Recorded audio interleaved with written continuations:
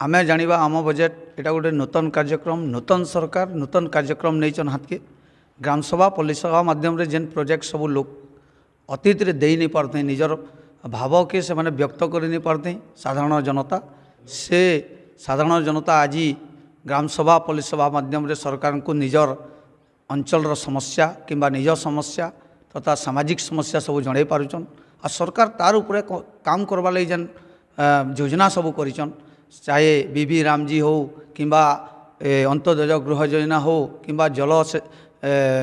घर घर के जल जोगाबार कथा हो सबुति सरकार बहुत आगड़े अच्छन आ सरकार को धन्यवाद देवार लगी चाहूचे ई जेन लोकाभिमुखी बजेट करिचन एथिर लगी मोर तरफ हमर सरकार के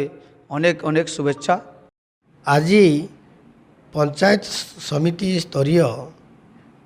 आमे जानिबा आम बजेट उपरे कार्यक्रम गोटे अनुष्ठित होता एथिरे आमे समस्त विभाग को नहीं कि प्रकार बजेट उपस्थापन कराहब प्रस्तुत कराहब से विषय पुंखानुपुंख भाव में आलोचना करा जाई समस्तंकर अंशग्रहणता को आमे ताकू ग्रहण करिथिलु बा पार्टिसिपेट करिया पई उत्साहित करिथिलु आ प्रकृत रे एई हमर नुआ सरकारंकर जो चैलेंज रही जे आमे जानिबा आम बजेट कार्यक्रमटी को सबु स्तरीय पंचायत स्तरीय तत्सहित ग्राम पंचायत स्तरीय पल्ली सभा सबु प्रकार क्षेत्र रे आमे जानिबा आम बजेट ए विषय जमिति समस्ते जानी परिबे आ बजेटटा को